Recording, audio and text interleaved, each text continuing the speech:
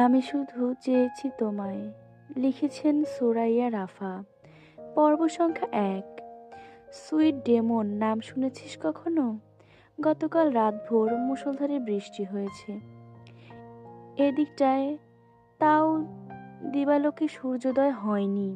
চারিদিক কেমন গুমুট হয়ে আছে, যেন টুয়ালাইট উপন্যাসের টুয়াইলাইট উপন্যাসের সেই মেঘের চাদরে ঢাকা বৃষ্টিস্নাত শহর ফর্ক।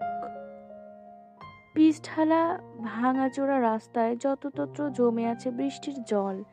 জমে থাকা সেই তুচ্ছ নোংরা জল পায়ে মারিয়ে পথচারীরা গন্তব্যের দিকে হেঁটে চলছে নির্বিঘ্নে। সারা রাত বৃষ্টি হওয়ার দরুন শহুরে রাস্তায় ভেজা মাটির সোদা গন্ধটা বেশ সুস্পষ্ট।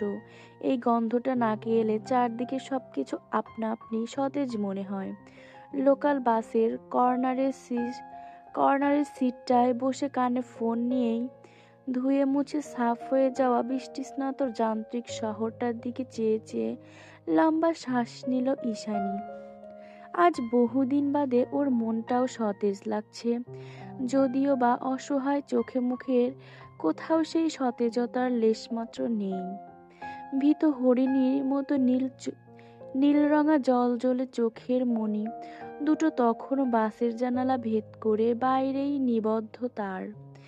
এমন সময় হুট করেই উক্ত প্রশ্নটা করে বসে ফোনের অপর প্রান্তের মানুষটা। আঠার মতো মানুষ গাদাগাদি করে দাঁড়িয়ে আছে লোকাল বাসে। প্রতিদিন সকালে কর্মস্থলে পৌঁছানোর এই কঠিন যুদ্ধে কেউ কাউকে এক চুলো ছাড় দিতে নারাজ তারা। বাসটা ঠেলাগাড়ির মতো ঢ্যাক ঢ্যাক করে সামনে এগোচ্ছে এমন একটা অসহনীয় বিরক্তিকর সময়ে ফোনের মধ্যে এই ধরনের গপ্প জুড়ে দেওয়া কেবল জিসানের দ্বারাই সম্ভব। এর বাইরে গিয়ে যদি ভাবতে হয়, তাহলে হয়তো ছেলেটা ঈশানীকে বিরক্তিকর পরিস্থিতিতে সামান্য কমফোর্ট করার চেষ্টা চালাচ্ছে। ওই জন্যই সব দার্শনিক কথাবার্তা বলা আর কি। ঈশানী যে মেয়ে, বুক ফাটবে তো মুখ ফুটবে না ওর। দেখা গেল প্রতিকূল পরিস্থিতিতে নিজের অসহায়ত্ব কাউকে প্রকাশ করতে না পেরে নিঃশব্দে কেঁদে ভাসাবে দুচোখ। আর জিসান কখনোই চাইবে না ওই সুন্দর জলজলে নীলকান্তের মতো চোখ জোড়া বেয়ে একটা ফোঁটাও ক্ষুদ্র অশ্রুকণা ঝরে পড়ুক। অনেকক্ষণ ধরে নিষ্প্রভ চোখের বাইরে চেয়ে থাকলো, মাত্রই লোকাল বাসের ধাক্কায় ভ্রম ছুটে গেল ঈশানীর। ও এ পাশ থেকে একটু কাইকুই করে উঠতেই ফোনের অপর প্রান্ত থেকে উদ্বিগ্ন কণ্ঠে জিসান বলে ওঠে, ঈশা শুনতে পাচ্ছিস? নিজেকে ঠিকঠাক করে শান্ত স্বরে জবাব দিল ঈশা। হ্যাঁ শুনছি, বল। ঈশানের কথার মধ্যে উষ্ণতার ছিটেফোঁটা নেই, কথাবার্তা তো দূরে থাক, ও হাসলেও কেন যেন মনে হয় ভীষণ দুঃখী একটা মেয়ে জোর করে হাসার চেষ্টা করছে। মেয়েটা একটু বেশি অন্তর্মুখী স্বভাবের। জিসানের অবশ্য গত 6 মাসে অভ্যাস হয়ে গিয়েছে, তাই ঈশানের এমন নির্জীবতাকে পাছে হাঁটিয়ে পুনরায় প্রশ্ন ছুড়ে জিসান, বলছি যে সুইট ডেমনের নাম শুনেছিস কখনো? লোকাল বাসের ঢ্যাক ঢ্যাক আওয়াজ, মানুষের অসহনীয় কোলাহল আর গিজ গিজ করা পরিবেশ সকল কিছুকেই মুহূর্তে দৃশ্যপট থেকে এক ধাক্কায় বের করে দিয়ে জিসানের কথায় ভ্রু কুঁচকালো ঈশানী। শব্দটা আজই বোধ হয় প্রথম শুনল, তাই কিছুটা ধাতস্থ হয়ে উল্টো প্রশ্ন করে বসল জিসানকে শুধালো, সুইট ডেমন সেটা আবার কি? কোনো ভয়ানক জন্তু জানোয়ার নয় তো? ঈশানীর বোকা বোকা কথায় নিঃশব্দে হাসল জিসান।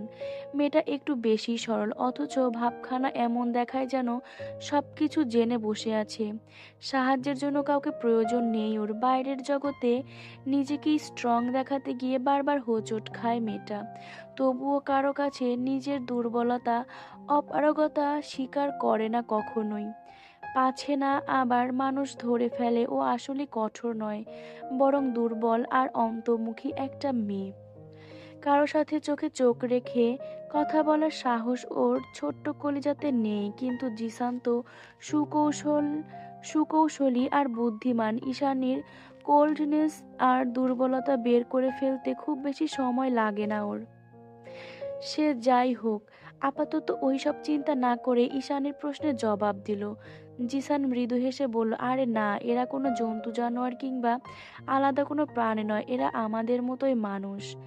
আমাদের আশেপাশেই তাদের অবস্থান। তারা খুব করে মানুষকে ম্যানিপুলেট আর আকর্ষিত করতে পারে, কিন্তু দিন শেষে তাদের আসল রূপ হয় ডেমনের মতো ভয়ানক আর কুৎসিত। জিসানের কথা শেষ হতে না হতেই বাস এসে থামলো চাঁদের হাসি সাইনবোর্ড টাঙানো ক্যাফেটার ঠিক সামনে। মানুষ ঠেলাঠেলি সহ্য করে বাস থেকে নেমে যেতে যেতে ঈশা বলল, তোর ডাবল মিনিং কথার মানে আমি বুঝি না জিসান। আমাকে এসব বলে লাভও নেই, কারণ আমার জীবনে ওসব সুইট ডেমন টেমন আসার কোনো সম্ভাবনা নেই। কি করে বুঝলি সম্ভাবনা নেই? কথা বলতে বলতে বাস থেকে নেমে রাস্তার ফুটপাতে দাঁড়িয়ে পড়ল ঈশা। ফুটপাতে দাঁড়িয়ে রাস্তার ওপর পাশে ফুটন্ত তাজা ফুলের ইনডোর প্লান্ট আর চাঁদের ডেকোরেশন দিয়ে সাজানো অত্যাধুনিক ক্যাফেটার দিকে দৃষ্টিপাত করে ও। ঠিক সেখানে ক্যাফের সামনে কানে এয়ারপড লাগিয়ে পকেটে হাত গুজে শটান দাঁড়িয়ে আছে জিসান। ওদের মাঝে প্রশস্ত হাইওয়ে রাস্তা। প্রতি সেকেন্ডে অন্তর অন্তর সেখান দিয়ে চলাচল করে অসংখ্য দূরপাল্লার গাড়ি ঘোড়া আর বারবারই গাড়ি যাতায়াতের ফলে বাতাসের ঝটকায় এলোমেলো হয়ে যায় ঈশানীর জামা কাপড়, চুল, সবকিছু। তবুও কেন যেন বেশ ভালো লাগছে। এই দমকা হাওয়া, আজ সূর্যের তেজ নেই, মেঘের চাদরে ঢেকে আছে পুরো আকাশ। হয়তো তাই জন্য অন্যান্য সময় হলে হয়তো জিসানের আগ বাড়িয়ে করা প্রশ্নের কোনরূপ উত্তরই দিত না ঈশা, কিন্তু আজ দিল। একটা দীর্ঘশ্বাস ছেড়ে শুকনো মুখে ঈশা জানালো, কারণ আমার পরিচিতদের খাতা শূন্য প্রায়। এই জীবনে হাতে গোনা কয়েকজন মানুষ ছাড়া পুরো দুনিয়াটাই আমার কাছে অচেনা জিসান। আর না তো আমি আগ বাড়িয়ে চিনতে চাই কাউকে, কারণ আমার মনে হয় মানুষকে যত চিনতে যাব ততই জটিল হবে পৃথিবী। জীবনের সমীকরণ দ্বিগুণ পোক্ত হয়ে উঠবে। আমি গণিতে বেশ কাঁচা, জীবনের এত ধারালো সমীকরণ মেলানোর ধৈর্য আমার নেই। তার চেয়ে বরং নিজের জগতে একা থাকাটাই সবচেয়ে শ্রেয়।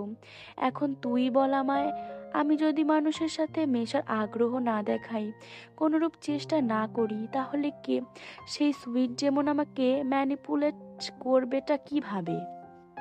ঈশানীর এত এত যুক্তির নিচে চাপা পড়ে পিষে গেল জিসানের দার্শনিক চিন্তাধারা, যার দরুন ও টপিকটা বদলে ফেললো তৎক্ষণাৎ।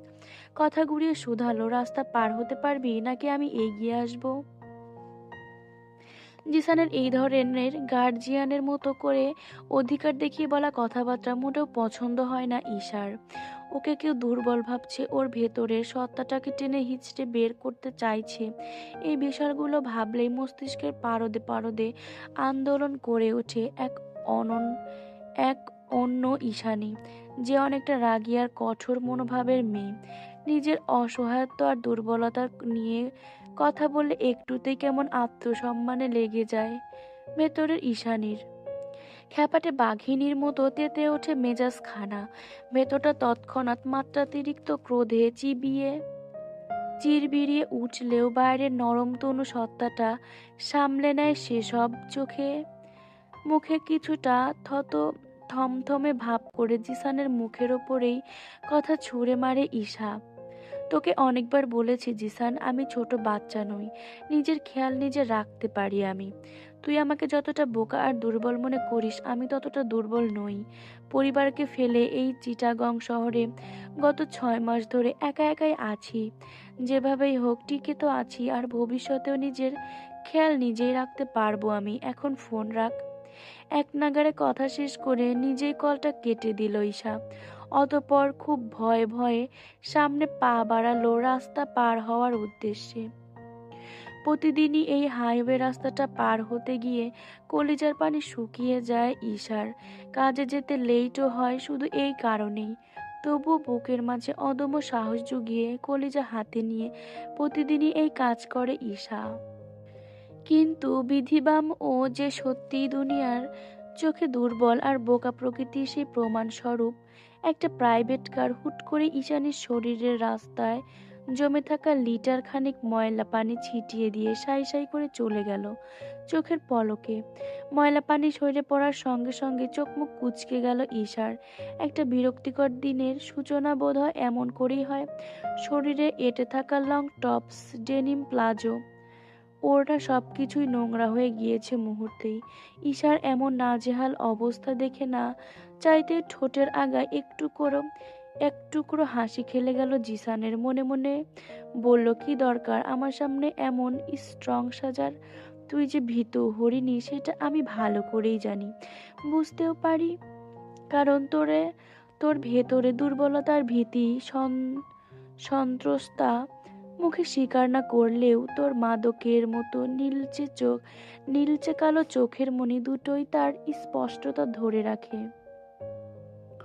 ক্যাফেতে ফিরে ওয়াশরুমে ঢুকে হাত মুখ আর জামাটা কোনো মতে পরিষ্কার করে বেরিয়ে এসে খাঁটি কাপড়ের অ্যাপ্রনটা গলায় ঝুলিয়ে কোমরের পেছন থেকে বেঁধে নিল ঈশা।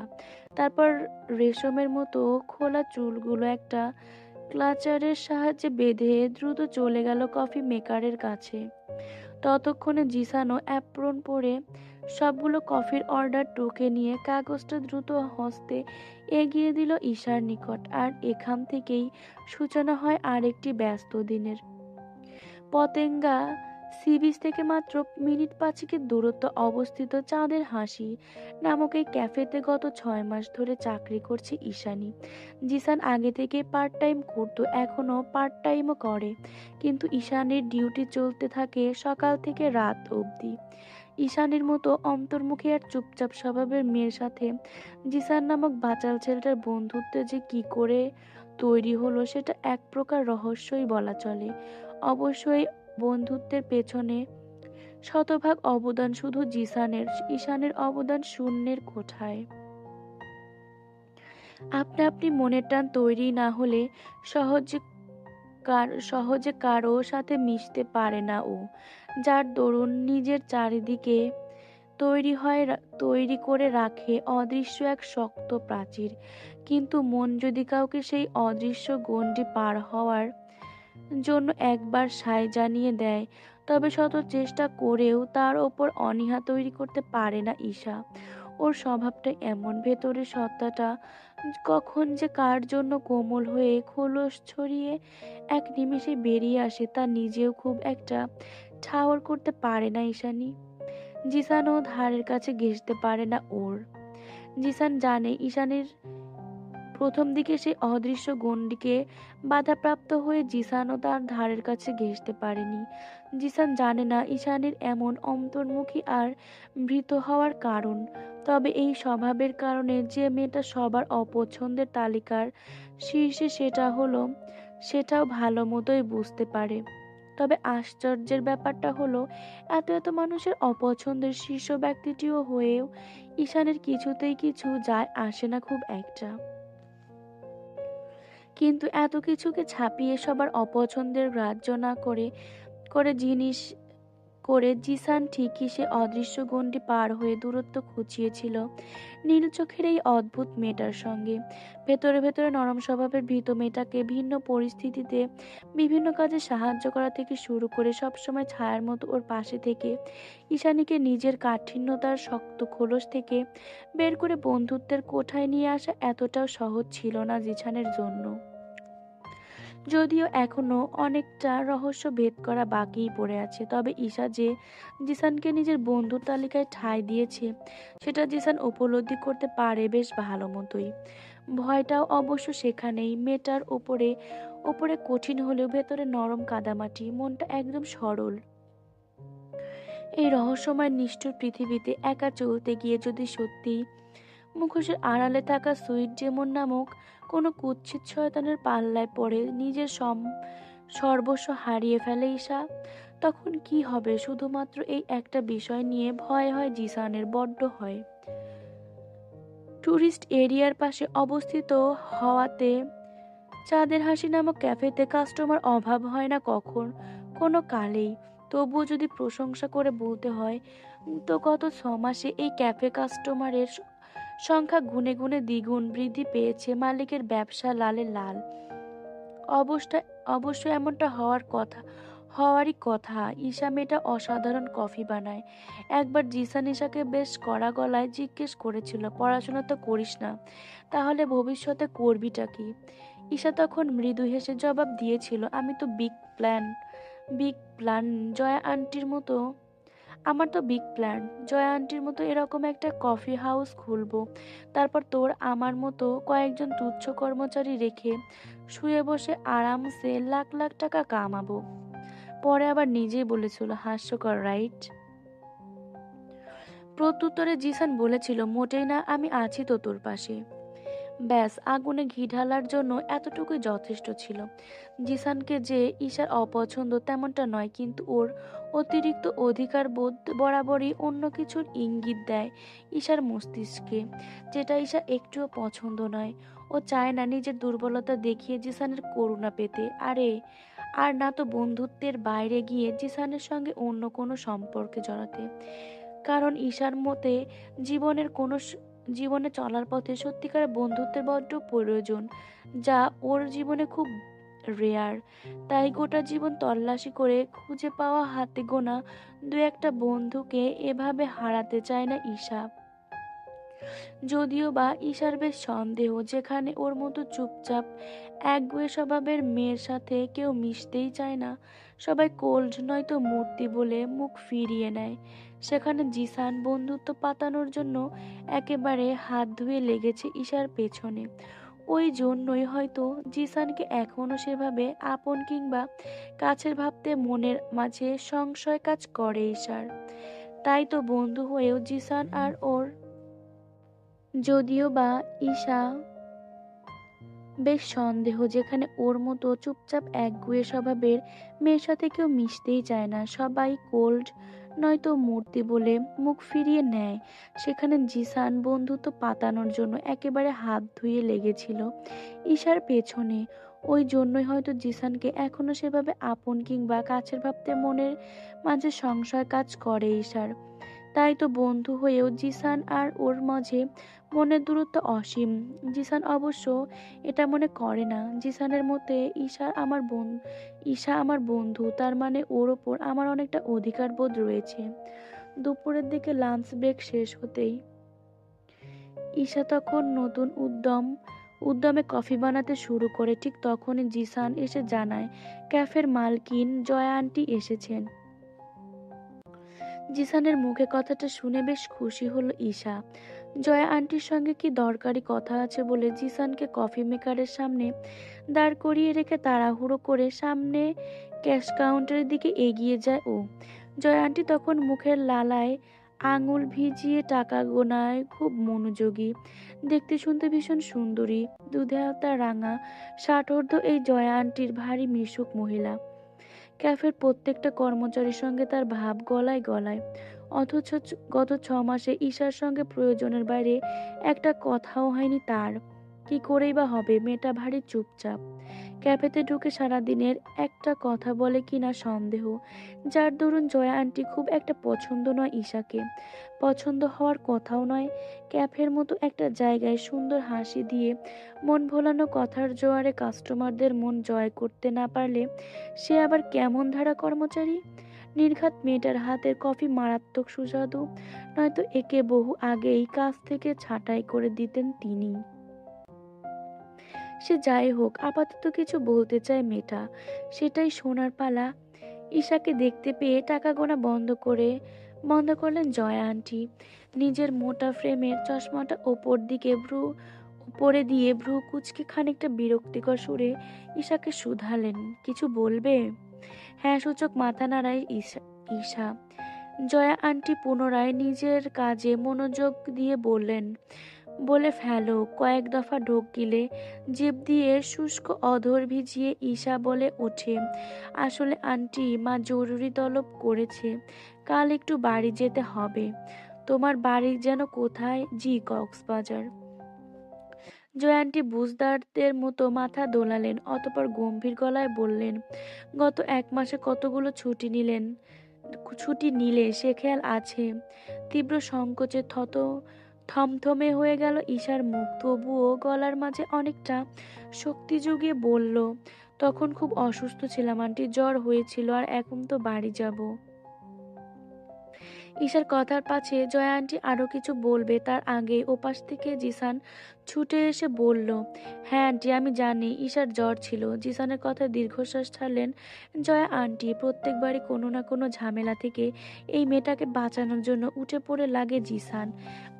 ব্যাপারটা মোটে পছন্দ নয় ভদ্র মহিলার, কিন্তু কিছু বলতেও পারে না তিনি, কারণ জিসান ছেলেটা তার অত্যন্ত স্নেহের। জিসানের আকুতি ভরা মুখের দিক থেকে চোখ সরিয়ে জয়া আন্টি থমথমে গলায় বললেন, ঠিক আছে, যেতে পারো, তবে জলদি ফিরে এসো। ঈশা মৃদু হেসে ঘাড়টা সামান্য কাত করে জানায়, ঠিক আছে আন্টি। কথা শেষ করে ঈশা আর জিসান সেখান থেকে প্রস্থান করলে জিভ দিয়ে আঙুলের ডগা ভিজিয়ে নতুন উদ্যমে টাকা গুনতে আরম্ভ করেন জয়া আন্টি। ঈশা ভেতরে চলে যায়। জিসান ওর পেছন পেছন যেতে যেতে শুধালো, হঠাৎ বাড়িতে কেন যাচ্ছিস? হাঁটার গতি থেমে গেল ঈশার। বাড়িতে কেন যাচ্ছে সেটা তো ও নিজেও জানে না।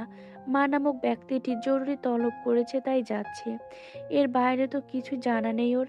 মায়ের সাথে কথা বাড়িয়ে জানার যে খুব একটা ইচ্ছে রয়েছে তেমনটাও নয়, কারণ ওর মা তো সবার মায়ের মতো মমতাময়ী নয়। ঈশা অবশ্য মনে করে দোষটা ওর নিজেরই, ওর ভাগ্য খারাপ বলেই তো ওপরওয়ালা ওর কপালে নিঃস্বার্থভাবে ভালোবাসার মতন কাউকে জুটিয়ে দেয়নি, যে চোখ বন্ধ করে পুরো দুনিয়া উজাড় করা ভালোবাসার সব ঈশাকেই উগরে দেবে, যে দুনিয়ার জন্য ঈশাকে নয় বরং ঈশার জন্য দুনিয়া তছনছ করে দেবে। কিন্তু আফসোস, জন্মদাত্রী মায়ের কাছ থেকেও নিঃস্বার্থ দুনিয়া উজাড় করা ভালোবাসা পায়নি ঈশা, কারণ ওর দুর্ভাগ্য, উপরওয়ালা ওকে একজন স্বার্থপর মা দান করেছেন। ভেতরে ভেতরে মায়ের ওপর এক আকাশ সম রাগ আর অভিমান পুষে রাখলেও বাইরে সেটা প্রকাশ করার ক্ষমতা কিংবা সাহস কোনোটাই নেই ঈশার। অগত্যা ওর জীবনে মায়ের কথাই হলো শেষ কথা। কি হলো, কিছু বল। জিসানের প্রশ্নে ধ্যান ভাঙে ঈশার, তবে জিসানকে উত্তর দেওয়ার কোনরূপ প্রয়োজন বোধ করল না ও। উল্টো তেজ দেখিয়ে বলল, তোকে কতবার বলেছি আমার ব্যক্তিগত বিষয়ে নাক গলাবি না জিসান, নিজের ভালো মন্দ নিজেই খেয়াল রাখতে পারি আমি, আমাকে বাচ্চাদের মতো ট্রিট করা বন্ধ কর। আশ্চর্য, রেগে গেলি কেন হঠাৎ? ঈশানী অ্যাপ্রন খুলে নিজের টোট ব্যাগটা গুছিয়ে নিতে নিতে বলল, জয়া আন্টির সামনে আমার হয়ে ওকালতি করবি না কখনো আর। তোর এসব অধিকার বোধ আমার বাড়াবাড়ি মনে হয়। আমার মতে বন্ধুদের এতটাও লিমিট ক্রস করা উচিত নয়। জিসান ভ্রুকুচকে কিছুটা বিরক্তিকর স্বরে বলল, আমি হেল্প না করলে তুই তো ছুটিই পেতি না, তবুও এভাবে বলছিস? হাতের ঘড়িটাতে এক ঝলক পরক করে ব্যাগ সমেত ক্যাফে থেকে বেরিয়ে যেতে যেতে ঈশা বলে, ছুটি না পেলে নাই, কিন্তু আমাকে দুর্বল ভেবে একদম করুণা দেখাতে আসবি না আর। আরে ভাই, আমি তোকে করুণা কেন দেখাতে যাব আজব? তাহলে কিসের এত অধিকার বোধ তোর? ঈশার করা ঝাঁঝালো প্রশ্নের সম্মুখীন হয়ে হুট করে বালুঝড় থেমে যাওয়ার মতোই থেমে গেল জিসান। সত্যিই তো কিসের এত অধিকার বোধ ওর? ও আসলে কি চায় এই ইন্ট্রোভার্ট মেয়েটার কাছ থেকে? ঈশার মতো মেয়ের মাঝে নিজের প্রতি ভালোবাসার উষ্ণতা খুঁজে পাওয়ার নিছকই স্বপ্ন মাত্র। তাহলে মেয়েটার প্রতি কেন এত উতলা জিসান? আদতে কি চায় ও? গত 10 মিনিট ধরে একই জায়গাতে এখনো ঠায় দাঁড়িয়ে আছে জিসান। আর ঈশা সে তো সেই কখন বেরিয়ে গেছে ক্যাফে থেকে। কি রে, হঠাৎ জামা কাপড় গোছাচ্ছিস যে, কোথাও যাচ্ছিস? নিঝুমের প্রশ্নে ঘাড় ঘোরালো ঈশা। দেখলো পড়ার টেবিলে বসে বসে মনোযোগ দিয়ে অ্যাসাইনমেন্ট করছে নিঝুম। তার ফাঁকে কথাটা বলছে মাত্র নিঝুম ঈশার একমাত্র রুমমেট আর একমাত্র কাছের মানুষ, যার কাছে কোনোদিনও ঈশাকে শক্ত খোলসে মুড়িয়ে থাকতে হয় না, বরং ঈশার কমফোর্ট জোন হলো নিঝুম। মেয়েটা বেশ মেধাবী, চট্টগ্রাম ভার্সিটিতে ইংলিশ বিষয়ে 2য় বর্ষে পড়ছে সে। মধ্যবিত্ত পরিবারের সন্তান হওয়ায় সারাদিন ভার্সিটি টিউশন এই নিয়েই জীবন চলে যাচ্ছে তার। তবে হাজার ব্যস্ততার মাঝেও নিজের অন্তর্মুখী বেস্ট ফ্রেন্ডের ভালো মন্দ খেয়াল রাখতেই কখনোই ভোলে না সে। ঈশা নিঝুমের দিকে ঘাড় ঘুরিয়ে বলল, খেয়েছিস তুই? ঈশার কথা অ্যাসাইনমেন্ট থেকে চোখ সরিয়ে ঈশার দিকে তাকিয়ে প্রশস্ত হাসল নিঝুম। মনে মনে ভাবলো, মেয়েটা প্রচন্ড উষ্ণ হৃদয়ের, কিন্তু সবাইকে প্রকাশ করতে পারে না, কি অদ্ভুত। অতঃপর মন থেকে বেরিয়ে মুখ ফুটে জবাব দিল নিঝুম, হ্যাঁ খেয়েছি, কিন্তু কোথায় যাচ্ছিস বললি না তো। ঈশা নিজের সিঙ্গেল বেডটাতে পদ্মাসন হয়ে বসে বলল, মা তলব করেছে, কাল যেতে হবে। ঈশার কথা শুনে এক প্রকার ঝটকা খেল নিঝুম। তড়িঘড়ি করে ঘুরে তাকিয়ে উদ্বিগ্ন গলায় বলে উঠল, আন্টি ডেকে পাঠিয়েছে, তার মানে ভেজাল আছে। আবার হয়তো তোকে ছেলের বাড়ির লোকের সামনে সং সেজে বসতে হবে। ঈশা মাছি তাড়ানোর মতো করে হাত নাড়িয়ে বলল, ধুর, চিন্তা নেই। আমার এই অদ্ভুত নীল চোখের মনি দেখে কেউ আমাকে পছন্দ করবে ভেবেছিস? সবাই বলবে সাপের বাচ্চা। কথা শেষ করে জোরপূর্বক হাসলো ঈশা, কিন্তু নিঝুম ওর কথার তীব্র প্রতিবাদ করে বলল, মোটেই না। তোকে তো এই নীল চোখে একটু বেশি আকর্ষণীয় দেখায়, কি সুন্দর জলজলে চোখ তোর, পুরোই হলিউড হিরোইন। আমার তো মনে হয় তোর এই নীল চোখের জন্যই সবার আগে জিজু তোর প্রেমে পড়বে। ঈশা মৃদু হেসে কাঁথা মুড়ি দিয়ে শুতে শুতে নিঝুমকে বলল, হয়েছে, আর জ্ঞান দিতে হবে না। আমি ভালো করেই জানি এই চোখ আমার জন্য অভিশাপ। এই চোখ দেখে নাকি আবার কেউ প্রেমে পড়বে, হাস্যকর। নিঝুম কটমটিয়ে বলল, তুই একটু বেশিই জানিস। এই চোখ তোর আশীর্বাদ, বলে দিলাম আমি। ঈশানী টেবিল ল্যাম্পটা নিভিয়ে দিয়ে চোখ বুজতে বুজতে বলল, আশীর্বাদ নাকি অভিশাপ সেটা কালই বোঝা যাবে। তোকে আপডেট জানাবো, এখন প্লিজ ঘুমাতে দে। বাংলার বর্ষপঞ্জিকাতে এখন আষাঢ় মাস চলমান, চারিদিকে বর্ষার ঘন ঘটা। গ্রামগঞ্জ হাওর বাওর সব আছে ডুবে আছে বন্যার পানিতে। সাগরের পানি বানভাসী হয়ে ফুলে ফেপে থই থই করছে বেলাভূমি। শহুরে যান্ত্রিক জীবনে বর্ষার প্রভাব খুব একটা চোখে না পড়লেও গ্রাম কিংবা মস- মফস্বল মফস্বল এলাকাগুলোতে মারাত্মক প্রভাব ফেলে সকলের প্রিয় ঋতু বর্ষা।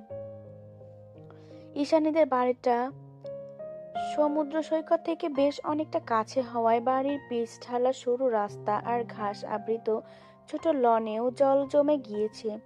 চারিদিকে কর্দমাক্ত, হয়তো বিকেলের দিকে রোদ উঠলে শুকিয়ে যাবে সব।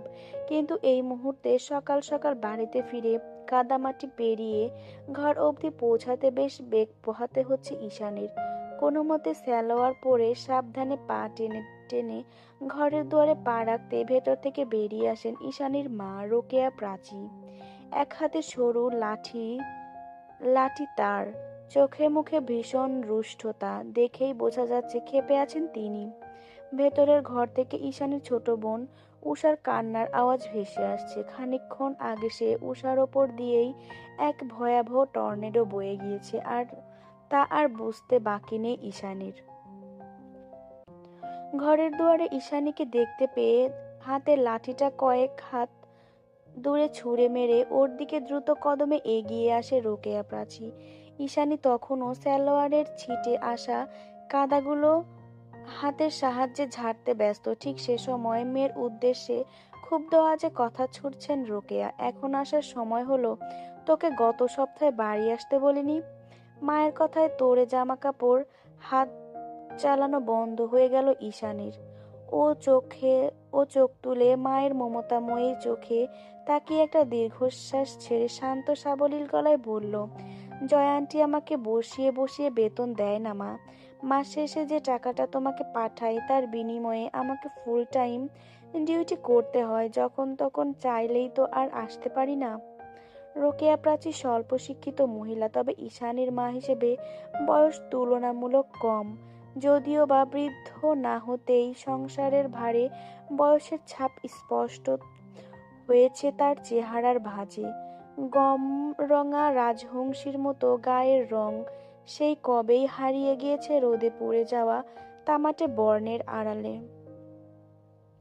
তবে ঈশানী যেহেতু তরুণী থেকে সবে সবে যুবতী বয়সে পদার্পণ করেছে, তাই এখন রোকেয়া বেগমের বয়সের ভারে হারিয়ে যাওয়া সেই গমরঙা গায়ের রংটাও সর্বাঙ্গে ধারণ করে বসে আছে ঈশানী। মেয়েটা দিনকে দিন সুন্দরী হচ্ছে। ঢলঢলে পান পাতার মতো কোমল চেহারা থেকে লাবণ্যতা আর মিষ্টতা যেন উপচে পড়ছে তার। কিন্তু এত সুন্দরী হয়ে লাভটা কি হলো? সেই তো সকলের আশা আকাঙ্ক্ষাতে এক বালতি জল ঢেলে দিয়ে পৃথিবীতে জন্মালো অদ্ভুত দেখতে একজোড়া গাঢ় নীল চোখ নিয়ে। কোনো ব্রিটিশ আমেরিকান হলে তাও মানা যেত, কিন্তু সাধারণ এক বাঙালি মধ্যবিত্ত ঘরে জন্মানো মেয়ের চোখের মনির রং যদি এমন গাঢ় রং হয়, তাহলে মানুষ তো খিল্লি ওড়াবেই। ছোটবেলা থেকেই সাপের বাচ্চা, কালনাগিনী, জিনে ধরা, ভূতে ধরা এসব শুনতে শুনতে বড় হয়ে উঠেছে ঈশানী। শুধু কি তাই, চোখের রঙের জন্য জন্ম পরিচয় নিয়ে পর্যন্ত প্রশ্ন তুলতে দ্বিধাবোধ করেনি মহল্লার মানুষ। আর তুলবেই না বা কেন? ঈশানীর 14 গোষ্ঠীতেও এমন অদ্ভুত গাঢ় নীল চোখের দেখা মেলেনি কোথাও। অথচ মাঝখান থেকে মেয়েটার এমন সর্বনাশ হলো। সর্বনাশ? হ্যাঁ, রোকেয়া প্রাচী তো সেটাই মনে করেন। শুধুমাত্র এই নীল চোখের জন্য ভালো ভালো ঘর থেকে বিয়ের সম্বন্ধ এসেও আবার মুখ ঘুরিয়ে চলে যায় তারা, যেন মেয়েটা নিজেই নিজের চোখ দুটোকে ঘষে মেজে নীল বানিয়েছে। সব দোষ ওর। বিয়ে দেওয়া যাচ্ছে না, পাত্রপক্ষরা দেখতে এসব এভাবে মুখ ফিরিয়ে নিচ্ছে, তো এটা সর্বনাশ নয় তো আর কি? কথাগুলো ভাবতে ভাবতেই মুখের আদলে কাঠিন্যতা ভর করলো রোকেয়ার। তিনি মেয়ের পানে তীক্ষ্ণ দৃষ্টি নিক্ষেপ করে বললেন, আমাকে কাজ দেখাচ্ছিস? মাস শেষে বাড়িতে দুটো টাকা দিস বলে মায়ের মুখে মুখে এভাবে তর্ক করছিস? এত বছর ধরে লালন পালন করে এই শিখিয়েছি তোকে আমি। বাঙালি মায়েদের সেই এক ইমোশনাল ব্ল্যাকমেল। ঈশানী এগুলোতে অভ্যস্ত। মাতৃত্বের অধিকার খাটিয়ে কি করে কাজ হাসিল করে নিতে হয় সেটা বেশ ভালো করেই জানে তার মা। ব্যাপারটা নতুন কিছু নয়। তাই মায়ের হাজারটা অভিযোগ শোনার জন্য ও আর দাঁড়িয়ে রইল না সেখানে, বরং মাকে উপেক্ষা করে পা বাড়ালো নিজের রুমে। ঈশানী যখন চুপচাপ চলেই যাচ্ছিল, ঠিক তখনই রোকেয়া বেগম পিছু ডেকে বলেন, নিজের ঘরে গিয়ে দরজায় খিল দাও, আর যাই করো বিকেলে ছেলের বাড়ির লোক আসছে, তখন যাতে আমার একবারও ডাকাডাকি করতে না হয়। মায়ের কথা শুনে ঈশানী হতাশায় দীর্ঘশ্বাস ছেড়ে বলল, মা আবারও? রোকেয়া প্রাচী কপালে তীক্ষ্ণ ভাঁজ টেনে শাসনের স্বরে বলল, আবারও মানে? বিয়েটা যে হচ্ছে না সে খেয়াল আছে? তাছাড়া আমি খোঁজ নিয়ে দেখেছি, ছেলেটা অত্যন্ত ভদ্র এবং সুদর্শন। আমি যেহেতু বলেছি, তার মানে এখানেই তোর বিয়ে হবে, আর একটাও বাড়তি কথা বলবি না। মায়ের কথায় পাছে ঈশানী অনেক কিছু বলতে ইচ্ছে করলো, জোর গলায় চেঁচিয়ে চেঁচিয়ে বলতে ইচ্ছে করলো, প্রত্যেকবার আমাকে এভাবে জোকার কেন সাজাও মা? সেই তো সবাই আমাকে দেখে নানান কথা বলবে, মুখ ফিরিয়ে চলে যাবে। আমার আত্মসম্মানটাকে বারবার এভাবে ভেঙে গুঁড়িয়ে দেওয়া কি খুব প্রয়োজন? অথচ মুখ ফুটে ঠোঁট নাড়িয়ে একটা কথাও বলল না ঈশানী। উল্টো অপরাগ শুকনো চেহারা নিয়ে আস্তে করে চলে গেল নিজের রুমে। পুরনো আমলের ছোট দোতলা বাড়ি ঈশানীদের। বাড়ির ভেতরের দিকটা কাজ সম্পূর্ণ হলেও বাইরের গাঁদানো ইটের সারি দিয়ে তৈরি করা দেওয়ালের বালু সিমেন্টের আস্তর পড়েনি আজ অবধি, যার দরুন অযত্নে থেকে থেকে অসম্পূর্ণ রয়ে যাওয়া ইট কাঠের দেওয়ালে দীর্ঘদিনের শ্যাওলা জমে একেবারে ভুতুড়ে বাড়িতে পরিণত হয়েছে পুরনো আমলের এই দোতলা বাড়িটি। ঈশানীর বাবা নেই, বহু আগেই ইহকাল ত্যাগ করেছেন তিনি। বাড়িতে রোকেয়া বেগম, ছোট বোন উষা আর ঈশানীর বৃদ্ধ নানি বসবাস করেন। আয়ের উৎস বলতে বাবার রেখে যাওয়া ছোট অঙ্কের পেনশন আর ঈশানীর রোজগার। এছাড়া মামা মামির সবসময় খোঁজ খবর রাখেন বলে বাড়তি কোনো পুরুষের প্রয়োজন হয় না ওদের। ছোট সংসার খেয়ে পড়ে বেশ ভালোই দিন চলে যায়। অযথা দুঃখের হাতছানি নেই বললেই চলে। অথচ ঈশানীর হৃদয় মন জুড়ে অভিমানের পাহাড়, দুঃখরা যেন ওর চিরকালের সঙ্গী। ছোটবেলা থেকেই মানসিক যন্ত্রণা সয়ে সয়ে অভ্যস্ত ঈশানী, যার ফলস্বরূপ এখন চাইলেই আর খুশি থাকাটা ভেতর থেকে আসে না। কেন যেন ঠোঁট হাসলেও হৃদয়টা হাসে না আর। ঈশানীর সবচেয়ে বেশি অভিমান মায়ের প্রতি। সেই অভিমানের অবশ্য যথেষ্ট কারণ রয়েছে। ঈশানীর মতে ওর মা ওকে ভালোবাসে না, কোনোদিন বাসেওনি। ভালোবাসলে কি আর ছোট্ট ঈশানীকে একা ফেলে ওভাবে চলে যেতে পারতো? ভাবনার এই পর্যায়ে এসে নিজেকে সংবরণ করলো ঈশানী। মনে মনে ভাবলো, থাক সেসব কথা, এখন ফ্রেশ হয়ে একটু ঘুমানো দরকার। সকাল সকাল জার্নি করে বড্ড ক্লান্ত শরীরটা। সকাল গড়িয়ে দুপুর হয়েছে, অথচ এখনো রুম থেকে বের হয়নি ঈশানী। ওদিকে ভাত খাওয়ার সময় হয়ে গেল। ঈশানীর নানি লাঠি ভর করে ডাইনিং এর এসে উষাকে শুধালেন, মাইয়াটা আজকাও আসে নাই?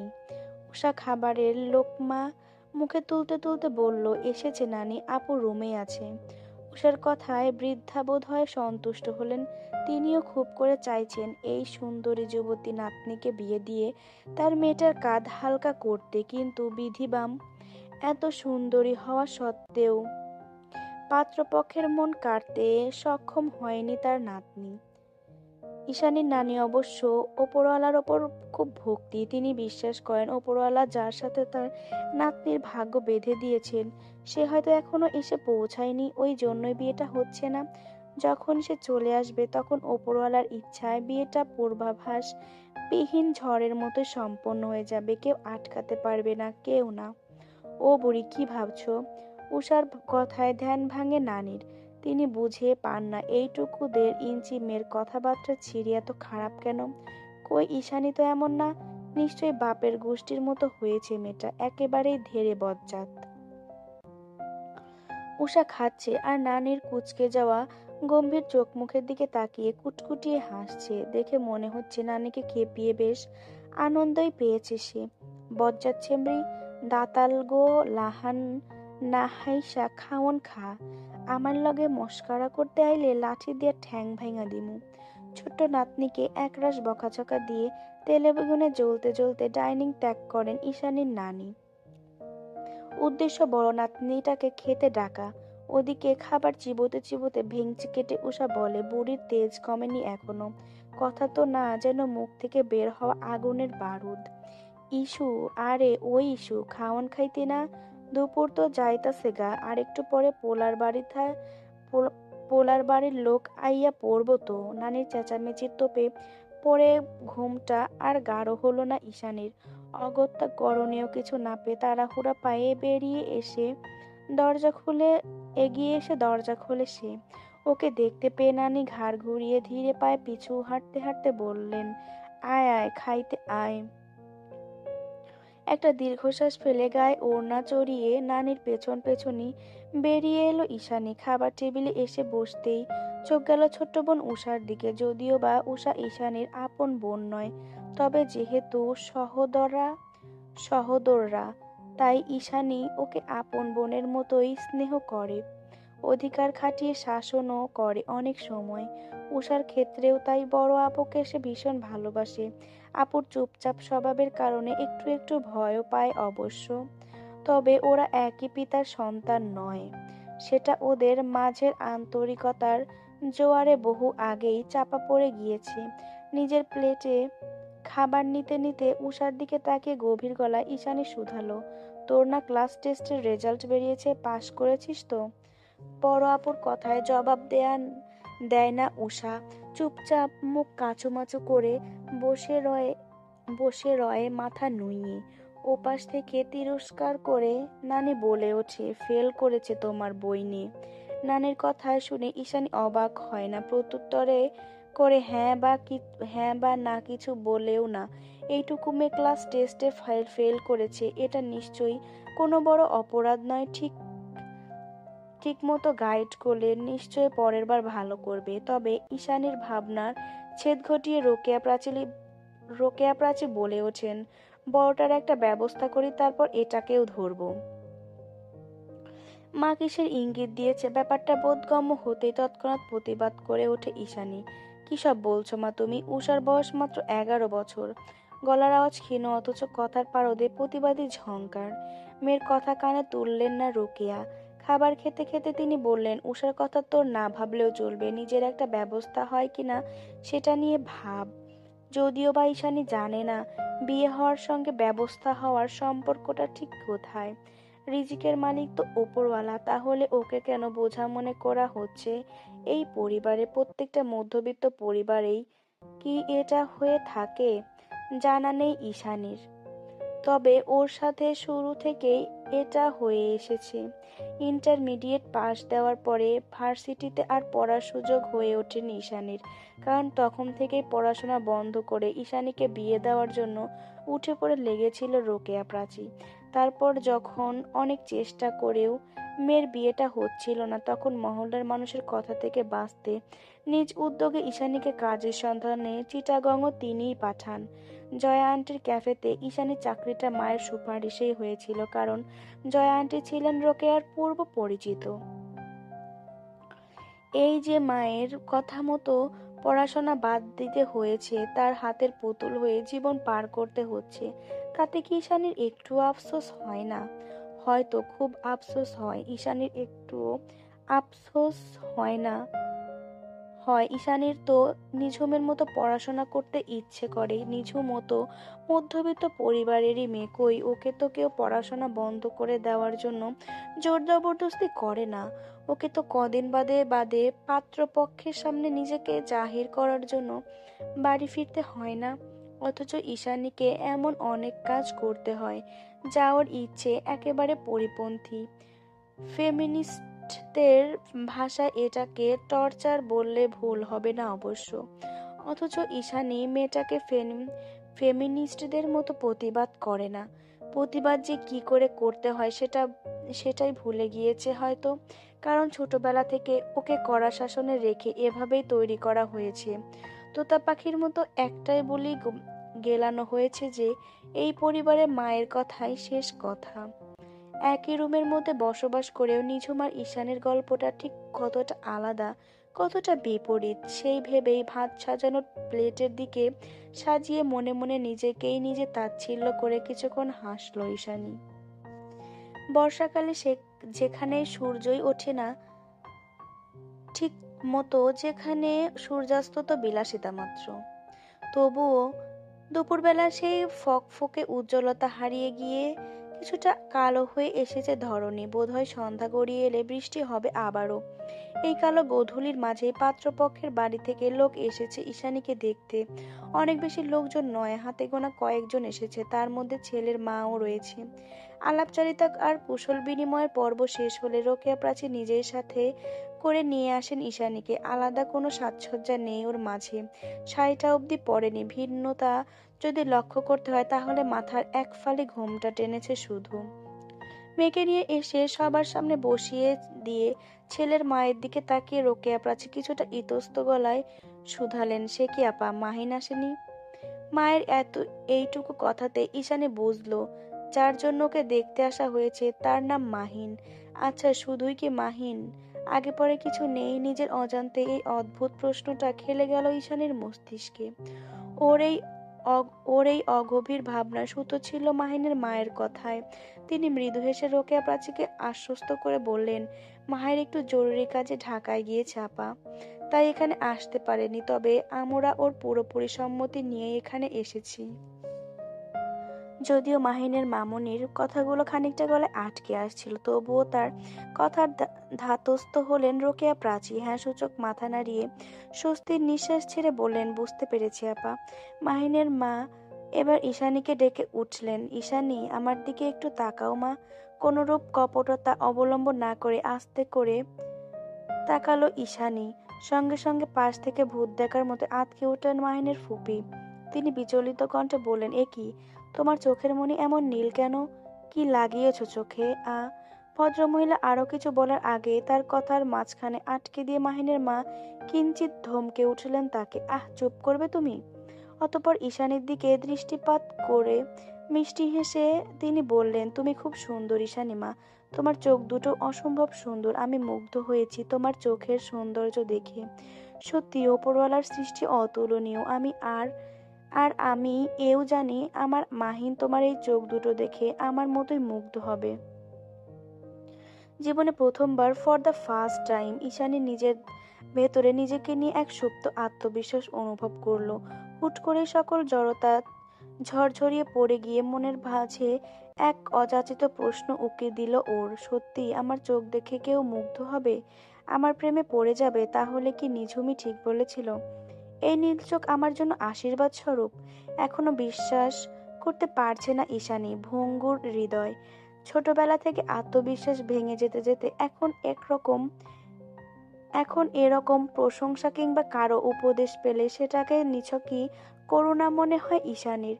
কিন্তু সামনে যে মাহিনের মা নামক ভদ্র মহিলা বসে আছেন, তিনি তো আর করুণা দেখানোর মতো কেউ নন। তাহলে কি উনি সত্যি কথাই বলেছেন? ঈশানীর মন গহীনের দানা বাঁধা হাজারটা অযাচিত প্রশ্নের একত্রে উত্তর দেওয়ার মতোই নিজের ব্যাগ থেকে সোনার চেইন বের করে ওর গলায় পরিয়ে দিলেন মাহিনের মা। পর মুহূর্তেই রোকেয়া প্রাচীর দিকে তাকিয়ে সম্মোহনী হাসি দিয়ে তিনি বললেন, আপনার মেয়েকে আমার খুব পছন্দ হয়েছে আপা, তাই আমানত করে রেখে গেলাম। জবাবে মাহিনের মা একগাল হাসি উপহার দিয়ে জলদি চোখের ইশারায় ঈশানীকে পায়ে হাত দিয়ে সম্মান করার নির্দেশ দিলেন রোকেয়া প্রাচী। ঈশানী মায়ের কথা মতো শুকনো মুখে তাই করলো, একে একে সকলকে। আর এভাবেই ক্ষণিকের মধ্যে একজন অচেনা অদেখা পুরুষের বাগদত্তার রূপান্তরিত হলো ঈশানী। অবশেষে রাতের বেলা খাওয়া দাওয়া করে এই সপ্তাহের শেষের দিকে বিয়ের দিন তারিখ ঠিক করে ঈশানীদের বাড়ি থেকে বিদায় নিয়েছিল মাহিনের পরিবার। সেবার জয়া আন্টির ঝাড়িয়ার ফোন কলের অত্যাচারে বাগদানের পরের দিনই তাড়াহুড়ো করে চিটাগং ফিরে এসেছিল ঈশানী।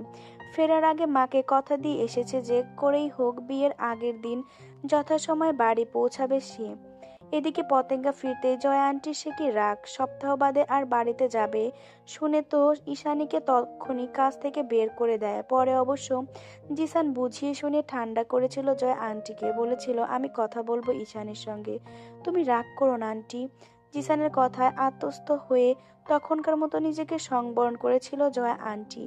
ওদিকে জিসান যখন আগ বাড়িয়ে ঈশানের কাছে জানতে চায় দুদিন আগেই ফিরল, এখন আবার সপ্তাহ শেষে কেন বাড়িতে যেতে হবে, সে প্রশ্নে কোনরূপ জবাব দেয়নি ঈশানী, বরং এড়িয়ে গিয়েছে কৌশলে। অতঃপর জিসান যখন পার্ট টাইম শেষে ক্যাফে থেকে বেরিয়ে গিয়েছে, তখন ঈশানী নিজে গিয়ে জয়া আন্টিকে অনুরোধের স্বরে বলেছে যে আগামী এক সপ্তাহ ও ওভার টাইম করতে চায়। রাত 10টার জায়গায় 12টা হলেও সমস্যা নেই, ও পারবে, কিন্তু তার বিনিময়ে কোনরূপ কৈফিয়ত ছাড়াই ছুটি চায় ঈশানী। জয়া আন্টি ব্যবসায়ী মানুষ, কি করলে সবচেয়ে বেশি লাভ হবে সেই দিক বিবেচনা করেই সবসময় সিদ্ধান্ত নেয় তিনি। ঈশানীর ক্ষেত্রেও তাই করলেন। যেহেতু জায়গাটা ট্যুরিস্ট এরিয়া, তাই এখানে রাতের বেলাতেও কাস্টমারের অভাব নেই কোনো। ঈশানীকে খাটিয়ে যদি কিছু বাড়তি ইনকাম করা যায় তাহলে ক্ষতিটা কোথায়? মনে মনে দারুণ এক মতলব এঁটে খুশিতে উৎফুল্ল হয়ে ওঠে জয়া আন্টির মন মস্তিষ্ক। তবে ভেতরে মাত্রাতিরিক্ত খুশিকে দমিয়ে চোখে মুখে কৃত্রিম গাম্ভীর্য ধরে রেখে সহসায় উত্তর দিলেন তিনি। বললেন, ঠিক আছে তাই হবে, আগামী এক সপ্তাহ তুমি রাত 12টা পর্যন্ত ওভারটাইম করবে, বিনিময়ে পরের সপ্তাহ বিনা কৈফিয়তে তোমার ছুটি। অবশেষে জয়া আন্টির শর্ত পূরণ করতে গত 5 দিন যাবৎ একটানা 9টা টু 12টা ক্যাফেতে ডিউটি করেছে ঈশানী। গত 5 দিনে 2 দিন মাত্র বাসায় ফিরতে পেরেছিলেন ও। বাকি 3 দিন গাড়ি না পেয়ে ক্যাফেতেই রাত কাটিয়ে দিয়েছে। রাত জেগে কাস্টমারদের জন্য কফি বানানোর আবার সার্ভ করা, গত এক সপ্তাহ ধরে একা হাতে কাজগুলো করতে করতে হাঁপিয়ে উঠেছে মেয়েটা। তবে হাল ছাড়েনি। জিসান জানলে অবশ্য ঠিকই কোনো না কোনো ছুতোয় ঈশানীকে সাহায্য করার জন্য থেকে যেত ক্যাফেতে, কিন্তু ঈশানী সেই পথটাই খোলা রাখেনি। জয়া আন্টিকে অনুরোধ করে বলে দিয়েছে যাতে কিছুতেই ওভারটাইমের ব্যাপারটা না জানে জিসান, কারণ আর যাই হোক নিজের প্রয়োজনে অন্যকে খাটানোর মতো মানসিকতা কিংবা ইচ্ছে কোনোটাই নেই ঈশানীর। রাত 12:30 নাগাদ ক্যাফের দরজা জানালাগুলো ভালো মতো লক করে আজ পঞ্চম দিনের মতো নিজের ওভারটাইম ডিউটির ইতি টেনেছে ঈশানী। বাকি আছে শুধু একদিন। কাল জয়া আন্টিকে বুঝিয়ে শুনিয়ে রাত 9টার মধ্যে বেরিয়ে বাস কিংবা ট্রেন ধরে বাড়ি ফিরতে পারলেই হলো, ব্যাস সকল ঝামেলার অবসান। নিজের জড়ো হওয়া ভাবনা নিজেই স্বস্তির নিঃশ্বাস ত্যাগ করলো ঈশানী। অতঃপর গ্লাসের এক পাশ থেকে আরো একবার সূক্ষ্ম দৃষ্টিতে ক্যাফের ভেতরটা পরখ করে নিল। ঠিক এমন সময় হুট করে, একদম হুট করেই, নিজের এক হাত চেপে ধরে ক্যাফের সামনে কাচের দেওয়ালে হেলান দিয়ে ঠাস করে বসে পড়ল একটা লোক। পুরো ফুটপাত যখন নিস্তব্ধতায় ছেয়ে আছে, চারপাশে মানুষের পদচারণার আওয়াজ পর্যন্ত নেই। অদূরে ঝিঝি পোকা ডাকছে শুধু, সেই সাথে কিছু পড়ার বিকট শব্দও হচ্ছে, কিন্তু কিসের শব্দ হচ্ছে তা আর কান পেতে শোনার মতো অবস্থায় নেই ঈশানী। কারণ একটু আগের ঘটে যাওয়া আকস্মিক ঘটনায় এখনো থরথর করে কাঁপছে তার তনু শরীরটা। হুট করে এমন একটা সময় এভাবে একটা অচেনা লোকের আবির্ভাব ঈশানীর কলিজা কাঁপিয়ে দিয়েছে। চোখ মুখ দেখেই বোঝা যাচ্ছে ভীষণ ভয় পেয়েছে মেয়েটা। তবুও ভেতরে অনেকটা সাহস সঞ্চার করে কাঁপতে কাঁপতে শুষ্ক একটা ঢোক গিলে লোকটার পানে দৃষ্টি নিক্ষেপ করলো ঈশানী। দেখলো কালো হুডি, কালো ব্যাগি প্যান্ট, কালো মাস্ক আর কালো ক্যাপ, মোট কথা আগাগোড়া কালো দিয়ে মোড়ানো একটা লোক। এত রাতে এমন একটা লোককে এভাবে হুট করে ক্যাফের সামনে বসে পড়তে দেখে যে কেউ ভয়ে আঁতকে উঠবে, এটাই স্বাভাবিক। লোকটা নিজের বাম হাত দিয়ে ডান হাতটা চেপে ধরে মাথা নুইয়ে বসে আছে। তখন থেকে রাস্তার মূর্তিয়মান হয়ে দাঁড়িয়ে থাকা ল্যাম্পপোস্টের আলোয় ঈশানী আর একটু ভালো করে লক্ষ্য করতেই বুঝলো লোকটার ডান হাত থেকে অনর্গল রক্ত ঝরে পড়ছে। তা দেখে আতকে আপনা আপনি মুখের ওপর হাত চলে গেল ঈশানীর। নিজের অজান্তেই মুখ ফুটে ঈশানী বলে উঠল, কে আপনি? কি হয়েছে? আপনার হাত দিয়ে তো পানির মতো তাজা রক্ত গড়িয়ে পড়ছে। ঈশানীর মুখ থেকে বাক্য কটা বের হতে আচমকা ঘাড় ঘুরিয়ে ওর নীলাম্বর চোখের দিকে দৃষ্টিপাত করলো লোকটা। রাতের বেলা মাস্ক পরিহিত লোকটার হঠাৎ হঠাৎ চাহনিতে ভয়ের অন্তঃআত্মা সব কেঁপে উঠল ঈশানীর। কলিজাটা যেন খামচে ধরলো ভয়ানক কোনো নরপিশাচ। লোকটা পলক ফেলছে না, শুধু একধানে তাকিয়ে আছে ঈশানীর পানে। মৃত মানুষের মতোই নির্জীব সেই দৃষ্টি। এহেন অবস্থা একটু দূরে সরে গেল ঈশানী। অতঃপর প্রথমে এক কদম দু কদম পা ফেলে এরপর তাড়াহুড়ো করে এক ছুটে দৃশ্যপটের আড়াল হয়ে গেল মেয়েটা। ঈশানী কিছু না বলে এভাবে হুট করে ছুটে চলে গেল। কালো মাস্কের আড়ালে থেকেই রাশভারী আওয়াজ দাঁতে দাঁত চেপে বিড়বিড়ালো লোকটা, ফাকিং ব্রাউন পিপল। কিন্তু আশ্চর্যের বিষয় হলো রাত থেকে দিন পাল্টে যাবার মতোই ক্লাইম্যাক্স পাল্টে যায় কিছুক্ষণ পরেই। কারো ছুটে আসার আওয়াজে কিঞ্চিত মাথা তুলতেই লোকটা দেখতে পেল একটু আগের সেই মেয়েটা আবার ফিরে এসেছে তার নিকট। প্রথমে ভয় পেয়ে পালালো, এখন আবার ছুটে এলো, কি অদ্ভুত। ঈশানী ছুটে এসে লোকটার মুখোমুখি হয়ে বসে হাঁপাতে হাঁপাতে বলল, কোথাও কোনো ফার্মেসি খোলা পেলাম না, তাই গজ কিনতে পারিনি। এরপর নিজের গলায় পেঁচানো হাফ সিল্কের ওড়নাটা তাড়াহুড়ো করে খুলে একটু ইতস্ত ভাবেই সেটা দিয়ে লোকটা ডান হাতটা বেঁধে দিতে দিতে বলল, আপাতত এটা পেঁচিয়ে রাখুন, রক্ত পড়া কমে যাবে আশা করি। তারপর কাল সকালে ডাক্তারকে দেখিয়ে মেডিসিন খেয়ে নেবেন, কেমন? এখন আমি আসছি। এক নাগাড়ে কথাগুলো শেষ করে তাড়াহুড়ো পায়ে জায়গা ত্যাগ করে ঈশানী। ওদিকে আহত লোকটা এখন অনুভূতিহীন শূন্য চোখের এক ধ্যানে চেয়ে আছে ঈশানীর যাওয়ার পানে। এদিকে দ্রুত কদমে বাসায় ফেরার পায়তারা করছে ঈশানী। এখন ভালোয় ভালোয় একটা সিএনজি পেয়ে গেলেই হলো, এমনিতে অদ্ভুত লোকটার পাল্লায় পড়ে কত দেরি হয়ে গেল সেই ভেবে আরো দ্রুত পা চালাতে শুরু করলো ঈশানী। ঠিক সেই সময়ে কোথা থেকে যেন ছুটে এসে ওর রাস্তা মাড়িয়ে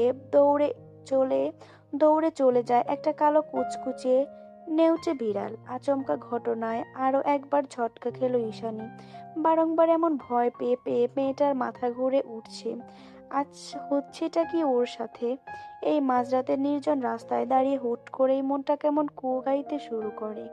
ঈশানীর কোনো কালেই কুসংস্কার কুপ্রথা বিশ্বাস না করা মেয়েটা আজ হঠাৎ মনে মনে বলতে শুরু করলো, নানি বলতো কালো বিড়াল রাস্তা কাটা একদম ভালো নয়, বিপদের লক্ষণ।